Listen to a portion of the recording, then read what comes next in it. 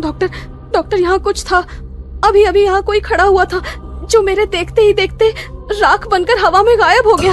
सुधा की आंखों ने जो देखा वह चाह कर भी उसे भूल नहीं सकती थी। आप मेरी बात पर यकीन करिए डॉक्टर, यहाँ कोई था, मैंने अपनी आंखों से उसे देखा। अच्छा आप एक बात बताइए, आपने किसी औरत के रोने की आवाज नहीं सुनी? मैंने खुद अपने कानों से उसके रोने की आवाज सुनी, और जब मैं कमरा नंबर 9 के पास गई तो वो आवाज अचानक से बंद हो गई। निकलकर कुछ ही दूर पर बने अपने कमरे की ओर जाने लगती है कि तभी उसे किसी के कदमों की आहट सुनाई देती है। सुधा पीछे मुड़कर देखती है, तभी एक तेज हवा का झोंका आता है और सुधा के खुले मुंह से काली राख उड़कर उसके मुंह में चली जाती है। कुछ पलों के लिए सुधा की आंखों की पुतली काली पड़ जाती है और फिर अगले ही पल नॉर्मल रंग में आ जाती है। सुधा अपने कमरे में जाकर आराम करने लगती है। अगली सुबह नर्स सुधा और डॉक्टर सृष्टि अस्पताल पहुंच जाती हैं। आज पहली बार गांव के लोग एक 14-15 साल के लड़के को लेकर अस्पताल में आते हैं। डॉक्टर साहब देखिए ना क्या हो गया है मेरे बच्चे को। अचानक ही पूरा शरीर नीला पड़ने लगा, इसका आंख ही नहीं खोल रहा है। हम तो जतन करके थक गए, अब बस आपसे ही उम्मीद है। आप बिल्कुल भी चिंता मत करिए, मैं अपनी तरफ से पूरी कोशिश करूंगा।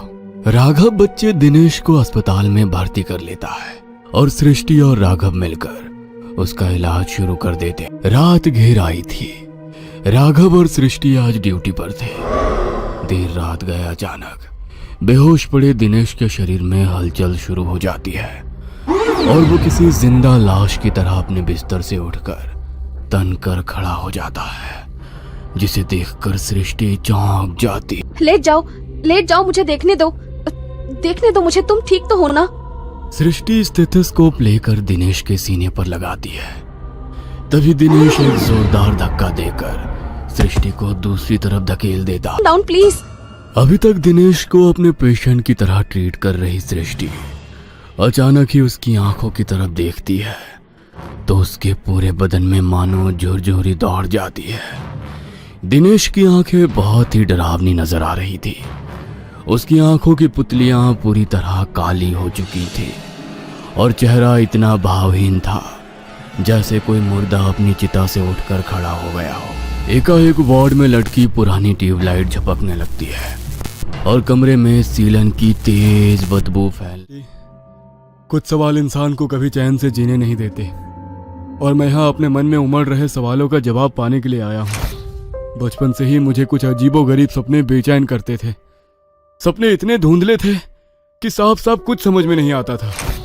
धीरे धीरे जब मैं बड़ा होने लगा तो एक एक करके कुछ चीजें साफ दिखाई देने लगी और उन सपनों में ही मैंने कुंदनगढ़ का राजकीय अस्पताल भी देखा। पिताजी से मैंने कई बार पूछा कि क्या मेरा कुंदनगढ़ से कोई संबंध है, तो उन्होंने हमेशा इनकार कर दिया। बस उन बिखरी कड़ियों को जोड़ने के लिए मैंने यहाँ आकर प्रैक्टिस करने का विचार बनाया। मैं खुद को यहाँ से बहुत जुड़ा हुआ सा महसूस कर रहा हूँ। इस हॉस्पिटल का हर कोना ऐसा लगता है जैसे मुझसे कुछ कहना चाहता है।